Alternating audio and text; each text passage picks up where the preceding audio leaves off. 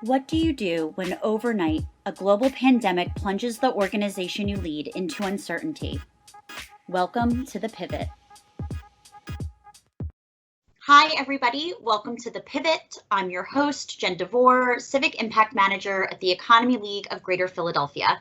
I'm really excited for today's guest, Karla Trotman, CEO of Electrosoft, Inc., a company that creates custom electronics manufacturing solutions for clients in aviation, transit, rail, defense. But at the moment, Karla is doing something really interesting. She has pivoted to a new line of work as she helps fill the gap between personal protection equipment, which we know as PPE. It's part of this new vocabulary that we've all been exposed to now. And she's filling the gap between PPE and medical professionals. So Karla, welcome to the show. Thank you, Jen. Thanks for having me. Absolutely. Great to see you. Thank you so much for taking time. I know you're busy managing your usual business, and now you have this incredible new pivot. So, I mean, let's talk a little bit about what you do when business is as usual, and then what you're doing right now. So right now we are electronics contract manufacturers, which means that we manufacture electronics for other companies, Department of Defense. We work with purchasing agents and design engineers to build their electronics, their printed circuit board assemblies, wiring harnesses, cables, enclosure boxes. And we've been doing that for 34 years. Wow. It's a family business, right? It is. Imagine, I took over in January, but I've been with the family business. I know, right? Wonderful time to take over. I took over in January, and then, things pivoted, but I had been here since, I guess this is for 10, 11 years at this point. I left my corporate job with the idea of taking over the business. I just didn't expect it to take the turn that it had, obviously. Sure. Yeah. So you're not obviously not new to the company. It's in your DNA, if you will. And then but you're new to this position, this leadership position, and then COVID-19 hits, right? Right. So January, at the end of January, this transition happened completely, and then COVID hits. And it was kind of like, what are we going to do? I think every company thought that. Yep. And my father's still in the company. He's just semi-retired.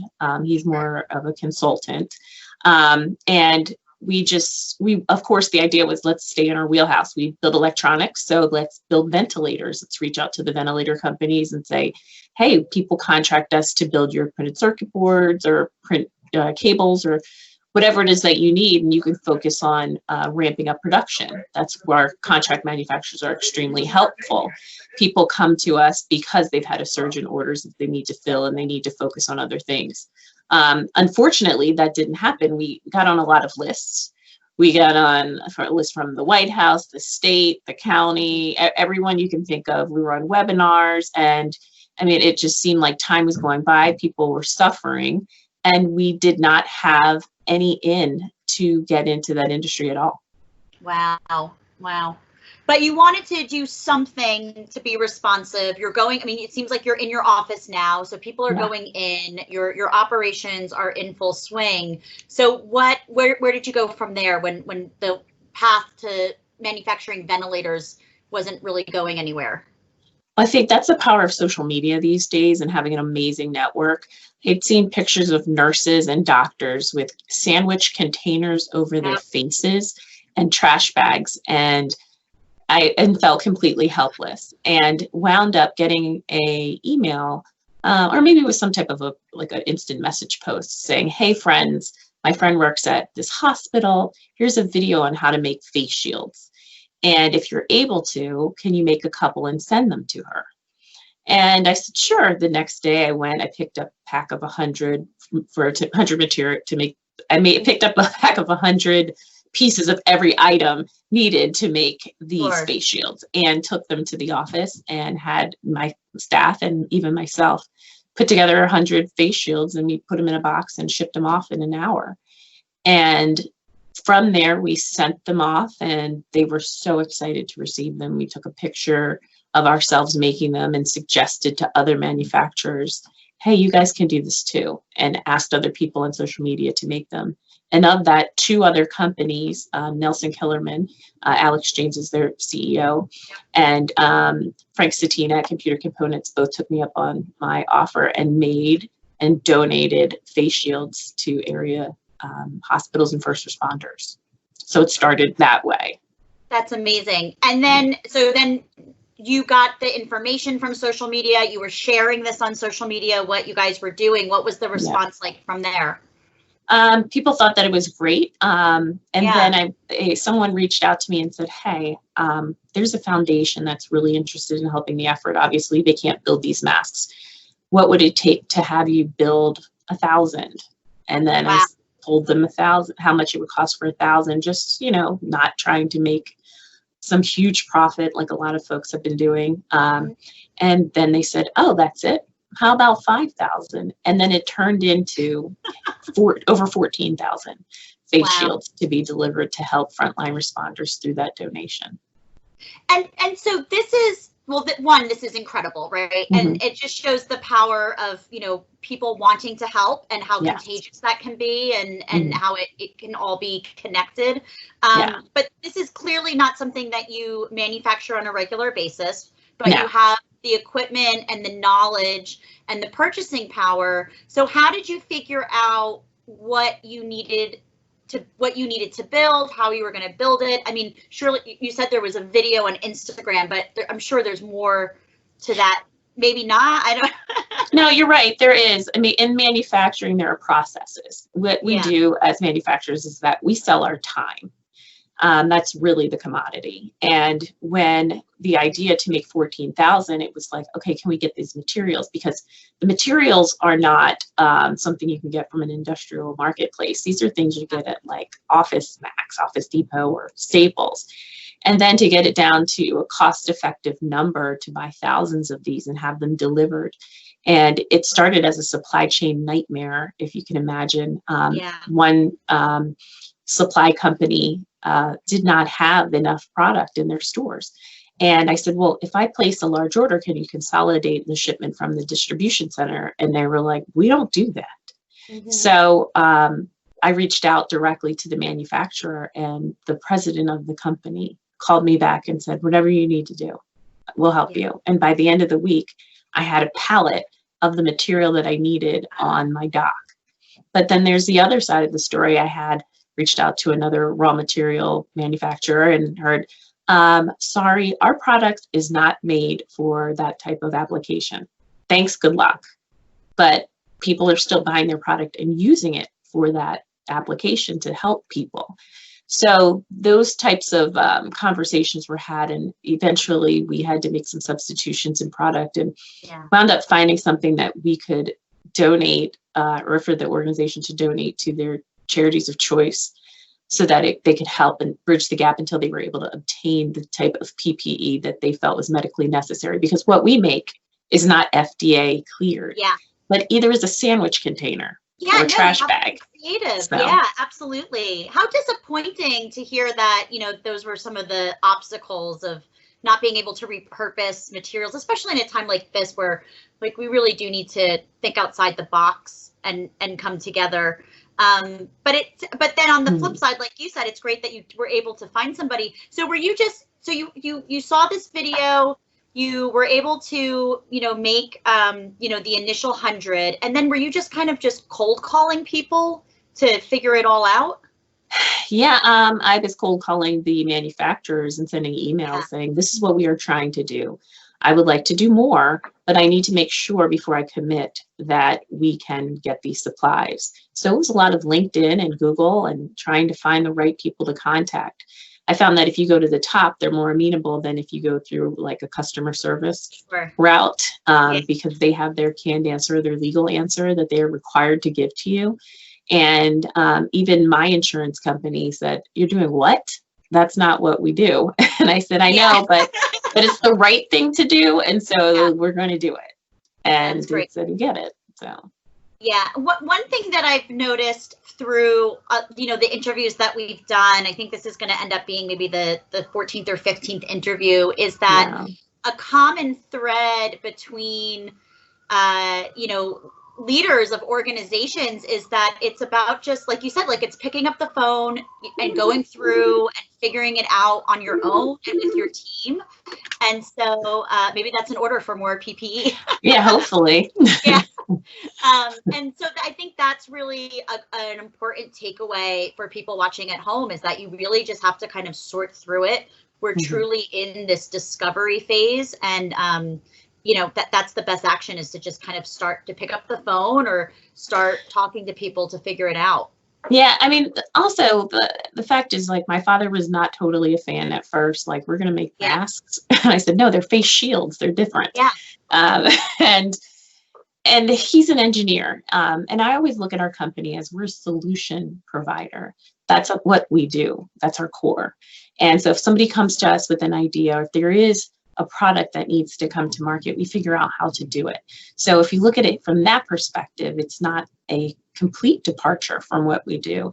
But what he was able to do is, I said, well, here are some of the problems the doctors had, because we did ask for feedback.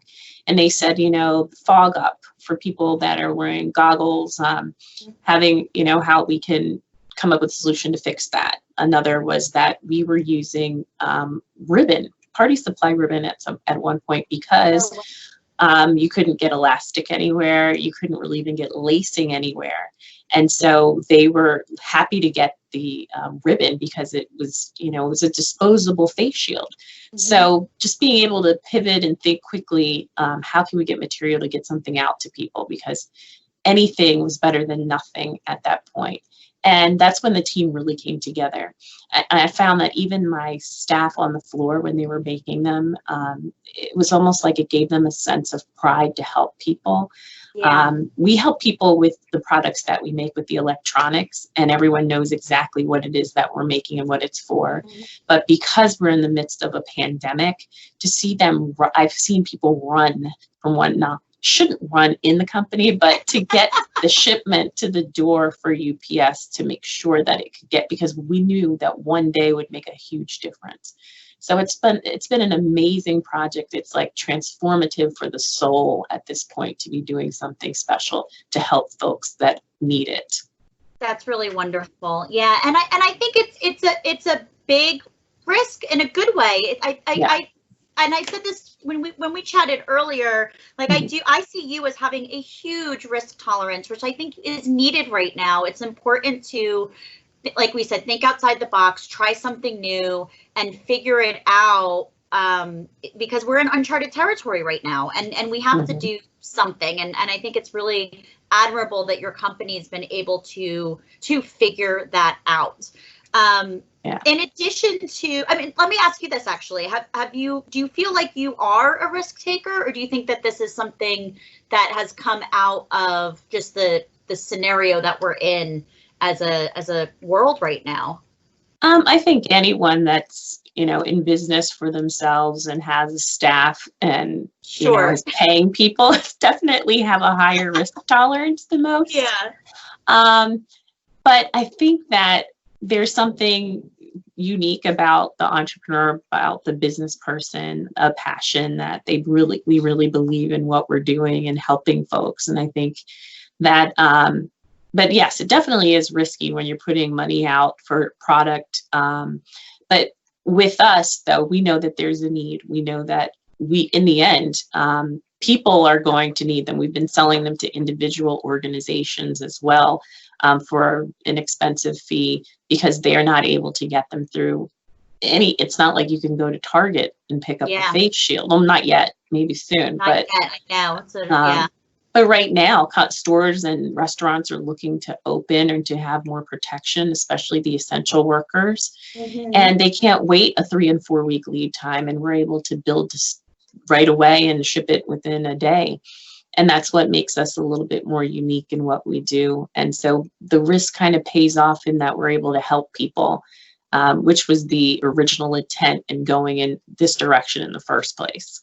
No, I think that makes sense. How else has this kind of stretched your leadership skills? Maybe you're still stretching them, right? Because every day is a stretch. I mean, first I had to learn how to get out of panic mode because when you're panicking, you make all the wrong decisions. And from there, I realized that I had an incredible network. And so I really leaned upon my network of other business owners to understand financing decisions, projections. I mean, I've definitely learned how to do math a lot quicker in my head than I had in the past. And just how to move, being agile is, they always say it in school, like, agility and being able to do this and that. And it really is important when the rubber meets the road. You've got to know what direction to lean in and be confident in that, and then learn how to course correct. So what do they say? Fail quickly and move forward.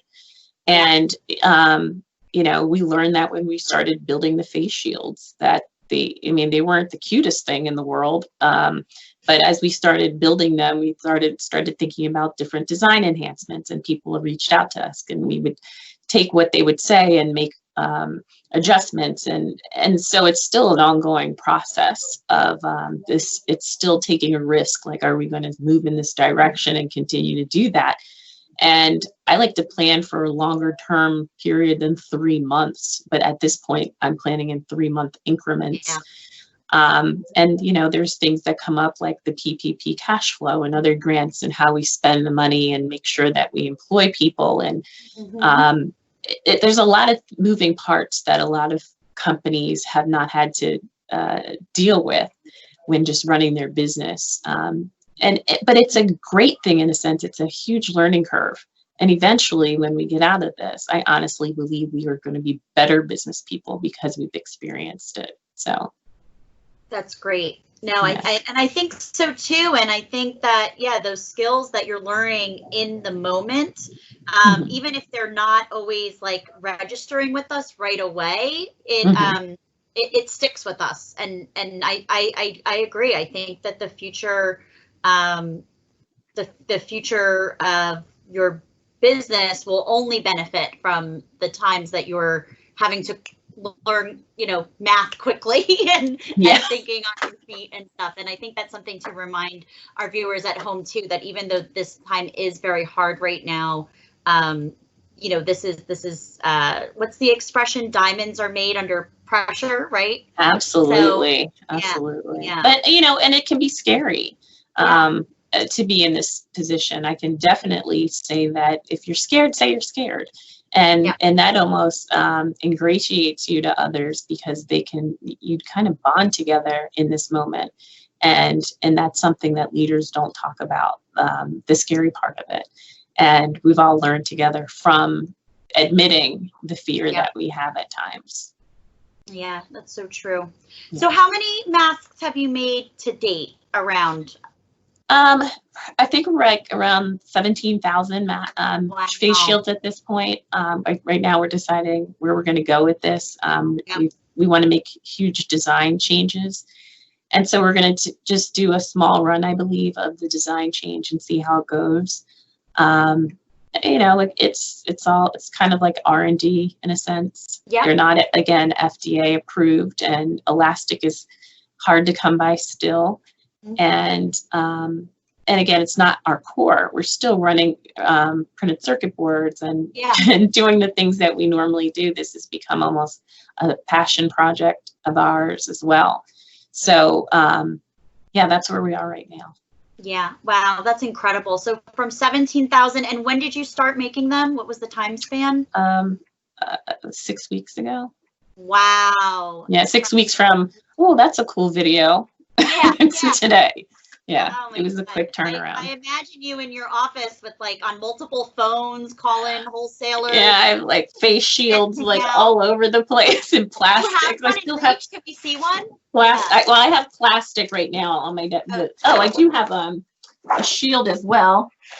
Yeah. Of what we're looking at, doing some samples of. Okay. Of a different shape, and then this is just different plies of plastic we're looking at based on its clarity and its availability, of course. So just making decisions on what we're going to use, and lots of spreadsheets, lots of math. Yeah, well, I think spreadsheets, I mean, that is, I feel like another common thread between everyone that I've talked to over the last few weeks is, yeah, definitely everyone's, trying to stay organized and living in Excel. So, well, Karla, thank you so much. This is such an incredible story. How can people support this effort and learn more about Electrosoft? Well, you can go to our website, electrosoftinc.com. If you are a foundation or an organization that's interested in purchasing face shields for your organization or to donate, you can reach out to us as well. And if you have printed circuit board, cable, wire harness, or enclosure needs, you have drawings that you want to have us look at, we do turnkey electronics assembly. We've done that for 34 years, and we'd love to have you as a part of our family. That's great. Yeah, no, and I hope, maybe this will lead to something like if someone's watching this and has an interest in supporting the manufacturing of more masks, this is a great way to do it and to keep it within the region too. So that's excellent. Karla, thank you so much. I'm going to share your contact information here. That's our guest today, Karla Trotman, doing exciting pivots in the manufacturing space at Electrosoft Inc. And you can find them online at electrosoftinc.com and on social media at Electrosoft Inc. Thank you so much, Karla. We appreciate having you on the show today. Thank you, Jen, for having me, and thanks to the Economy League.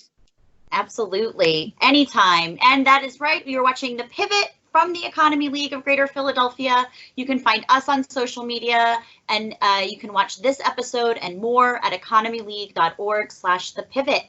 Thank you so much. We'll see you at the next episode.